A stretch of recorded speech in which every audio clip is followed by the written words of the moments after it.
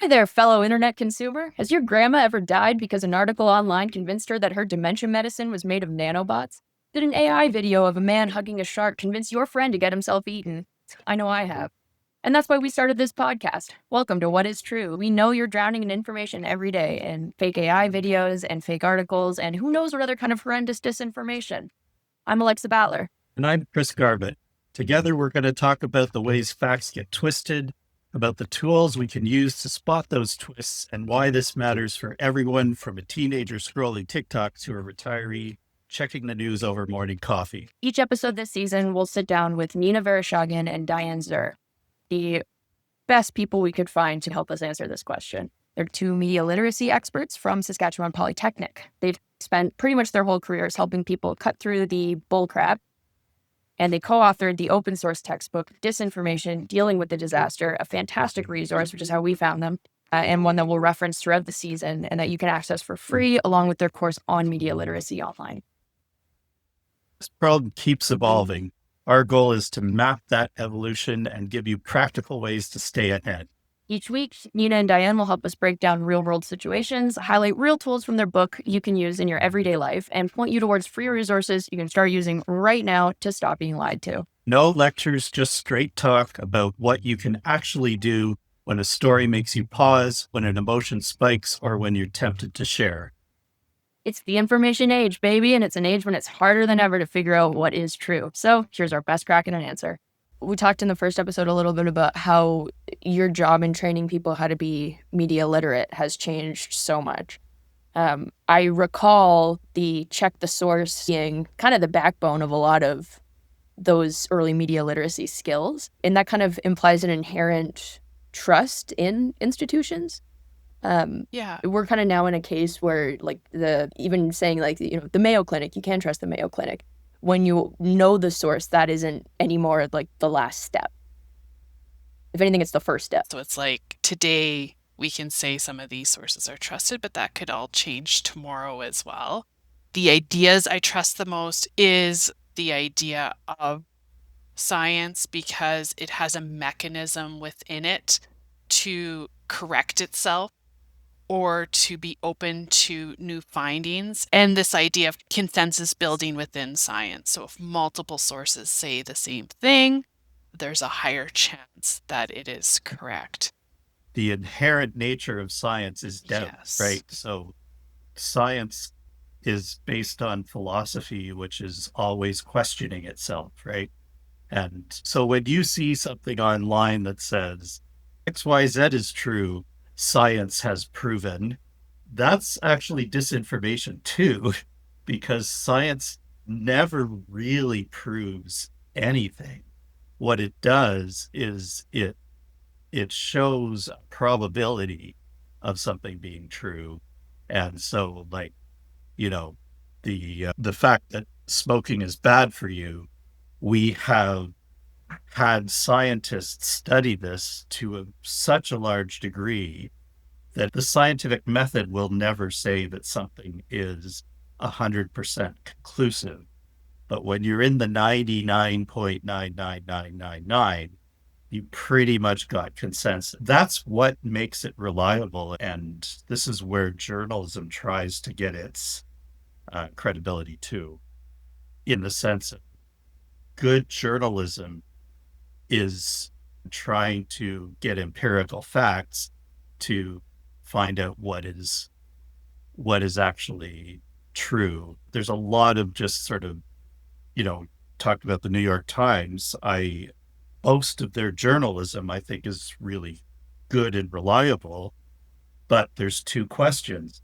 Is this an actual act of reporting or is it an act of opinion?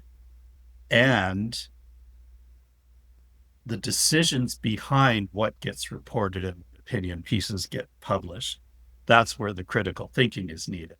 So I think the act of journalism is pretty strong. There's a lot of snake oil, just like in science, where they're claiming to be journalism, but they're actually either doing opinion, they might be secretly backed by a corporation or another government or something like that. So that's why you really need to think about who is behind what is being said. And it's true, like, there's stuff we can't ever be sure of until we get more conclusive proof. Like the carrot question, I don't know that I ever would have gotten that information if I was, a wartime parent trying to figure out what to feed my Yeah. kids. Like, they're not dying with these carrots. If it's good for their vision, then this is awesome. When Raise an army of mole children. I think though, like the thing that makes healing is that oftentimes it is giving a black or a white answer. It is such a definitive answer. And us humans, we like that. We right, love it. We love our dichotomies. We love having something concrete. Whereas the real world or the real information is always in this gray area. And that is a lot harder to live in. yeah, it goes back to things like repetition or speaking with authority or something like that. If someone says to you, you know, eat 100 I don't know how to pronounce it. I don't know why I chose that one.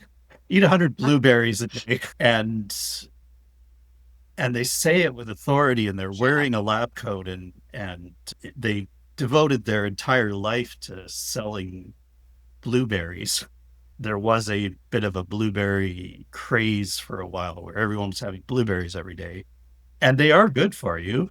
It's like they have, I think they have vitamin C, as a matter of fact, and some other thing that's good for you. But 100 a day isn't going to be any different from a reasonable serving amount. So that's where, and then there are people with their own financial gains to be. The wellness industry is a multi-billion-dollar industry, and there's money to be made by convincing people that a certain food is good for you or a certain supplement is good for you, vitamin C, for example. And I think where that gets dangerous, the like eat all your blueberries idea, is when you get the people who start talking about cures for cancer. Like I'm not even going to talk about a specific one, but I know they're all out there on YouTube, and it's like, I drank this blueberry tea that I mushed up with some basil every day and my cancer was gone. And then all of a sudden you're in a dangerous territory. And that's very common nowadays on the Right. internet. And people refusing to And take medications because they think they can cure themselves in other ways. Is there any overlap too in that people in the midst of cancer probably are high emotion and terrified? They can play on, like they talked about how much like scammers and scamming plays on fear and how important that would be probably one of the scaredest subsections of the population of people In the midst of day to any day. health situation, like I remember my pregnancies and then having my children being very young was one of the worst Google wormhole Right. times of my entire life, where I just had to like stop looking at Google because like, oh God, I'm drinking so much coffee. Like, my baby's gonna have an extra arm, like all of that kind of stuff happens all the time. Or, oh, I ate a hot dog. Like everything is over now. So I think that's such a good point. Chris, I want to the point you made about scientific never having an answer was so apt. And I think, Diane, your example with misinformation was so apt too. And I just want to say it also explains why we are so annoying because Alexa, I feel like you're always like, Nina, I'm going to ask you this question. What's the answer? And I'm like, I don't have an answer for you. The answer is there is no answer because the more we do, the more me and Diane dig into this, the more we It's like get into interviewing it, an enigma. the more we know, the less we think we know, and the more I like. I don't know what I'm trying to say here. I'm trying to say that I don't know what's true. Yeah. I can't figure it out anymore. That's the name of our podcast. Yeah, I don't know what is true. Yeah. Oh my God, she said it. Well, the flip side, the other side of that coin is that, as we're hearing a lot about disinformation, the less you know about a topic, the more you think you know about the topic. And so people will talk like experts about things they know nothing about. and think they do know. And then you learn more. But if you learn more about it, you'd be like, I don't know anything about this. So if you have someone who speaks with certainty, whether they know a lot or not, people who say, yeah, that makes sense to me, and they don't think critically, they're going to spread that information, to be ambassadors for this disinformation. Because we've talked about this so I many was going to times. say, I'm pretty sure it's the Dunning-Kruger. Dunning-Kruger. The Dunning-Kruger Yeah. effect. Yeah. Dunning-Kruger. Like if someone In- is very, very certain about something, Confident. yeah, it's like Mhm. that could be your little alarm bell. It's like, why are they so confident about this? How are they so Yeah. sure? Mhm. It feels like a big weakness a lot of the time when answers become so much less marketable when you actually give them in context. And I think in talking about cancer, I actually think that probably has a big role to play in why people think like cancer is an umbrella term. It's like saying I want a cure for heart disease. There's such a variety that there's never going to be one solution to it, really. We still know a staggeringly limited amount about a lot of them, but it's because this is a huge category of diseases. But you'll see a lot of the time, and this is part of what I do for my job, actually. I am one of the on-staff writers that universities and a lot of research institutions have that kind of translate research to the public. But I find a lot of the time so like what we do is we write articles about the actual research that goes on, and we have to be really specific because we're working with the researchers. So whenever I want to say, oh, they found the cure for this, they found like the media can do that. They're allowed to do that. I'll get roasted and they're going to find me at the office party. And so like I got skin in the game here, which again, I think we've talked about too, the meeting inherent trust in institutions just with that question of like cui bono, who benefits, who gets anything out of this. But a lot of the time the media, because they want you to click on the article, what's way more clickable is saying that researchers found the cure for cancer is sharks, as opposed to researchers are investigating the fact that sharks do not get cancer because they are made entirely of cartilage, so they don't have bones. And they're looking at how potentially that relationship, like it's research inherently most of the time is not newsworthy. It is one small portion, one little piece of a massive puzzle that all will come together potentially to be something you can kind of encapsulate. But I think it raises people's expectations a lot when that like there's been so many cures for cancer that came out and the media reported about them. I heard about it in the media, but 99% of the time it fails in animal testing. It's just a lot easier. The lying and spreading disinformation, because you can manipulate that information however you want.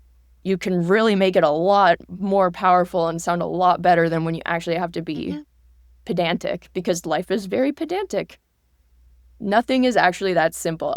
There was one thing I wanted to ask about. So in terms of studies, do you recommend, first of all, anytime you read a news article that references a study, do you recommend like you should click on the study? And actually, now that you can, that used to be a luxury you didn't get. You might as well, right? That's a really easy way to determine if something is correct in a news article. Like I have seen it where like fringe news sites will often say a study and link to somewhere, and that link goes nowhere.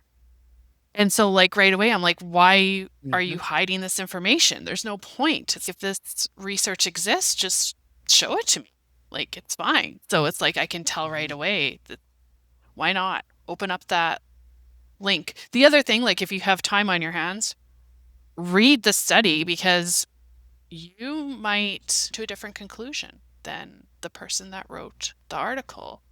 If you look at the analysis, too hard to put it into like just a few words, right? If you're looking at the analysis, something else might stand out to you. I would say if you're going to talk about it, read the whole thing. Like if you see a headline and you want to go and spread that headline, that's whatever, fine. But make sure you read the thing and you actually have information behind you. Because if you're talking to me, I'm going to be like, oh, where'd you get that information from? Oh, who proved that? Oh, where's that study from? And yeah, I'm not the most popular person at parties, but that's when people really, I find, get backed up against a wall, is when they say something and you say, oh, interesting. Like, it's when I what were back the them up against, sources? And then it's like, what? I don't know what you're talking about. And so it's like if you're gonna say something, be prepared. Or if you're gonna spread it, be prepared. We'll talk about this later, though. Then the response often is to also then just question or attack the integrity of whatever institution it came from. Well, and that's why the term, Even if it's a video of like the thing that happened, they'll be like, well, they posted it on that fake news. I was going to say, and that's where the term fake news comes in and is no longer useful. Yeah. There was a time where it could have maybe been used. There was a time when fake news meant news that is not Yes. true. It was pre-2016. Yeah. And then it was used much too often for that, like just to discredit people. So those words have become meaningless because they were just thrown about. To hurl Yeah. allegations at institutions that you do not agree with. You just call them fake news. As recently as just this past week, I saw somebody saying fake news related to something that happened recently in the media. And it was about Jimmy Kimmel's talent and popularity and ratings. Yeah. I'll leave that at that. I've seen it. Oh, okay. So we're in Canada and the CBC is partially funded through public money. A lot of the times in certain areas, I've seen people just say that about the CBC is, oh, it's fake news, to discredit it. But the conversation always stops with that phrase. It feels like it's used as a weapon. It's fake news. That's going to end this conversation. Now we're done. Then is that a good comeback then of, oh, well, they're fake news? Then be like, give me 12 times that they lied. Yeah. I think that's a really important point about. First time I heard the term fake news was when Jon Stewart was talking about his own show, right? Back in the, 2000, early 2010s or whatever. I think when we started paying attention to disinformation in a really big way was when there was a lot of false stories being told about the US election. In particular. And so people started calling that fake news because they were lies or they were, fabricated story. But then politicians discovered it as a way to kind of shut people up. And that's when it became useless. And I think the key here is to remember the difference between government funded and state run, right? Like, the CBC, for example, is a government-funded public broadcaster. It is not being told what to say by the government. And in fact, the government often hates the CBC as much as anybody because they're like asking hard questions of the government. It's like, we give you money, and it's like, too bad because we're arm's length. So, and the same with research studies, right? Like the government is giving money to scientists to improve our knowledge, and they do decide, but it's through peer review as opposed to through government agenda who gets that funding. And, there's politics and everything, but like that's the best we have come up with in terms of being as fair and making sure that it goes to the right places without any kind of interference. An important distinction for sure. How do you check if something is state funded or state run? I feel like if they're state run and you ask, they're gonna say no. Yeah, Canada, you can kind of find everything. So I don't know what it's like in other countries, but like I can find the entire budget. I can find all the people that have received over a certain amount of money from any government organization. That stuff is public. That information is publicly available. It has to be made publicly available. Now, whether or not everyone has the ability to find this stuff, that's different. Obviously I have special education in that. But yeah, I think I'm friends with the librarian. Exactly. Because the librarians can find that information for you.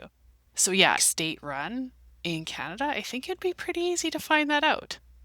And then is that if you, as much as it's difficult to prove a negative, like when it's not there, that's the red flag and that's your answer or a hint of a possible answer? Well, Or is that too cynical? Well, what I would say is that, you think about what makes a good news story. Where's the money coming from? Where's the money going? Right? That's true with government agencies as well. Like if it's opaque how something is being funded, or if it's opaque what is being funded, that at least deserves some scrutiny and critical thinking. Mm-hmm. Where you want to know how the CBC gets its money, it's all available, even if you need to use a librarian to help you find it. I do think that's a good rule of thumb, though, is if you can't find the breadcrumbs to a piece of information or some funding, that is a red flag. Why? Why is it not available? Yeah, why can't you find it? Why are they not being transparent? What's happening here? When we say they're not, comparatively in the world, our government is pretty transparent, and we should always keep asking questions to make sure that they stay transparent. Let's never let them off the hook for this. Mm-hmm. Yeah, we can see a lot of how they work. Oh, in closing, we have a challenge for our viewers, and I wanted to put a little bit of a spin on it. So when I was in journalism school, one of the big things we had to do is identify cliches in our writing and try to scrub them completely. And a cliche, people usually think of them as like every dog has his day, and something that's kind of one of those old sayings and is a big, but no, they're some of them are like a word. Well, I think 2 words maybe. But under the weather, go for it. It's your dreams. Those are all cliches. And the way that you were supposed to identify those was that your alarm bells should basically go off if you write something that you didn't come up with that specific sequence of words. So any, like, all of a sudden, I didn't come up with putting those words together sort of thing. But in talking about kind of these apocryphal urban legends that become part of our truth, I think it's a good habit as well to next time you say something or have something that seems embedded in some kind of history, don't repeat anything until you Google it, maybe, if you don't remember Googling it. Just look out. It's so interesting because it aligns with academic integrity, Alexa. Like, you just made me think about telling students to cite facts. Because if you were not born with that knowledge, you need to cite it. You need to find information that backs what you're saying in your paper, in your study, or whatever. And that's exactly where my brain went when you were talking about that. And it is sort of like the underpinning of legitimate information or the dissemination of legitimate information. One of the examples that I had given was the adage, or I guess, I don't know if it's an adage, but that if you find a baby animal in the wild, if you touch it, it'll smell like you and the mother won't take it back. No, that's actually not true at all. You can touch them. That doesn't, and I guess apply that same level of just almost baseline common sense. Yeah. Just start questioning some of those things you've always thought about, right?